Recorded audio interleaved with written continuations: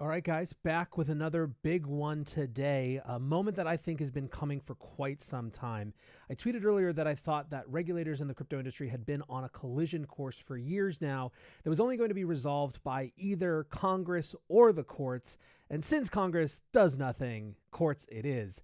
And so today we're going to talk a little bit about the Grayscale case that was heard in DC today, at least it initially started to be heard. And then we're going to talk about kind of where it came from, the context of the Bitcoin ETFs, and what some of the implications for the industry are. So to get into this, I think we have to go way back to the beginning. Basically, as long as there has been institutional interest in Bitcoin, there has been interest in having some sort of product like an ETF to give investors exposure to Bitcoin without holding the underlying asset. The very first one was proposed in 2013 by the Winklevoss brothers and ultimately was rejected in 2017. The whole thing was then left alone for a little while other types of Bitcoin products came to market. The most notable of those products was the Grayscale Bitcoin Trust, which was initially only available to accredited investors, but then became a product that was publicly traded that allowed people to basically get Bitcoin exposure in their retirement accounts through their normal brokerage accounts. Grayscale's Bitcoin Trust, or GBTC, was an extremely popular product, especially on the way up. It often traded at a significant premium to the underlying price of Bitcoin because it allowed for convenience. It allowed for people to have access that they wouldn't otherwise have access to. However, over the last couple years, that premium has flipped into a discount for kind of a wide variety of reasons that are a little bit beyond the scope of this video, but Grayscale has been in the process of trying to convert GBTC to a Bitcoin spot ETF. They basically want to turn the trust into a spot ETF, which would allow for redemptions and a whole host of other things that they say would be pro-investor. It would allow more freedom for investors to move in and out of the fund at will. Now, the history of Bitcoin ETFs got a little bit of a shift when ProShares was allowed to start trading a Bitcoin futures ETF. This was in late 2021 and was actually quite surprising to many. Basically, the SEC had previously rejected claims or suggestions of Bitcoin spot ETFs on the basis that the underlying markets were manipulated, that mostly Bitcoin was traded on offshore exchanges that weren't regulated. And so what people thought was weird about them approving a futures ETF is that although the product, a CME underlying kind of Bitcoin futures product, was a regulated product, and that was different than maybe where the spot ETF would be held in a spot, or where the spot Bitcoin would be held in a spot ETF, ultimately it still relied on the same price indices, right? The price indice underlying the Bitcoin futures ETFs was the same as the proposed price indice underlying the ETFs that would be spot ETFs. So there seemed to be an inconsistency there. Well, on the same day that ProShares started trading in the US, which by the way was an extremely popular product and really suggested and showed that there was a huge demand for this type of structured regulated product in the US market, Grayscale filed to turn the Grayscale Bitcoin Trust, GBTC, into a spot ETF. Now, over the next 6 months or so, lots and lots of different Bitcoin spot ETFs were proposed, and they were all rejected one by one by one by one.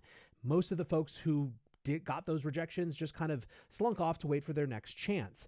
Grayscale, on the other hand, was very, very insistent. At first, the SEC declined to give them an approval, which is, I guess, is a thing that they can do, but Grayscale kept pushing and eventually pushed to actually get either an acceptance or a denial.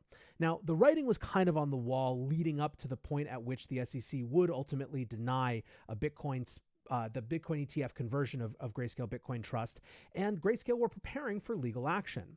Jake Chervinsky, who's the head of policy at the Blockchain Association, noted about a month before the final decision was due that Grayscale had hired former U.S. Solicitor General Don Verrilli, who had defended the U.S. government in extremely high-profile cases in front of the Supreme Court, including around the Affordable Care Act and a number of others. The fact that Grayscale had hired them, Jake saw as a sign that they were very clearly going to be willing to fight the SEC in courts if that's what it came to. Indeed, that is what it came to. On the day that their application was finally rejected, they filed a lawsuit against the SEC. They basically said that the SEC was acting capriciously, arrogantly, and inconsistently, and their argument was predicated upon this idea of the underlying price index being the same between Bitcoin futures ETFs, which were approved products, and their proposal for a spot ETF. Now, this morning was when the hearing actually started, and it's a little bit faster than we thought it was going to be.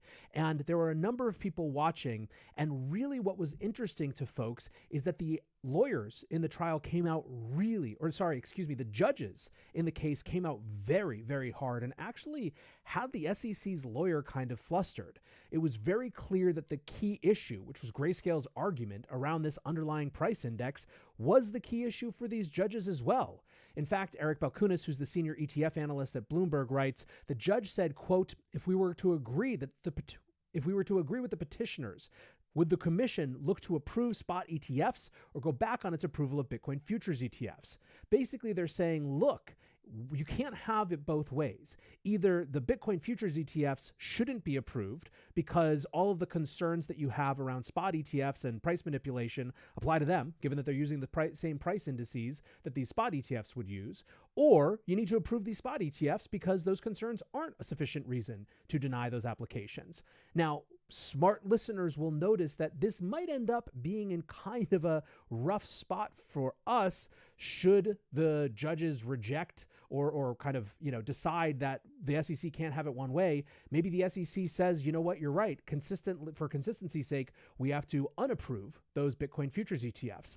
I'm not a lawyer, so I don't know what the process around that actually is. I'm just pointing out that this isn't necessarily a good thing. But what is notable is that the judges in this case are absolutely not letting the SEC off with this inconsistency. They were very much in this camp of basically believing that Grayscale's argument were really fundamentally strong.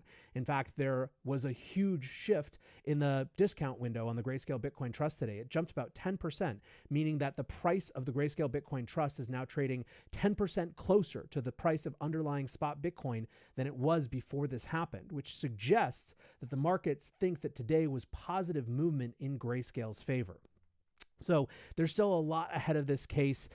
This is a little bit of a timeline. It could be 3 to 6 months before we actually get a verdict. And then even after that, there's a whole long process around, appeals and all that sort of stuff. And Grayscale has indicated that they're willing to take this all the way to the Supreme Court if they have to. So it's not necessarily that we're going to have a decision soon.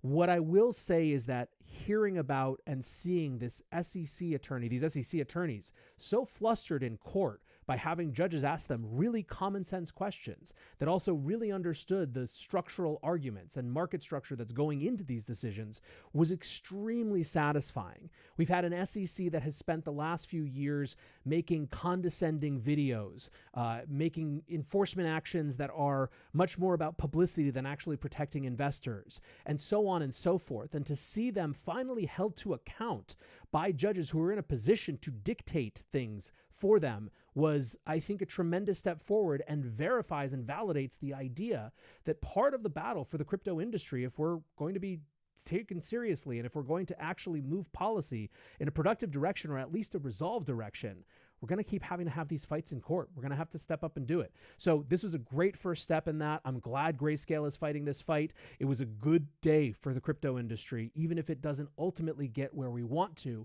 in terms of Grayscale Bitcoin Trust being able to convert and in terms of Bitcoin spot ETFs being approved. It was still good progress. Anyways, guys, that's the skinny on the Grayscale hearing today, and we'll talk soon.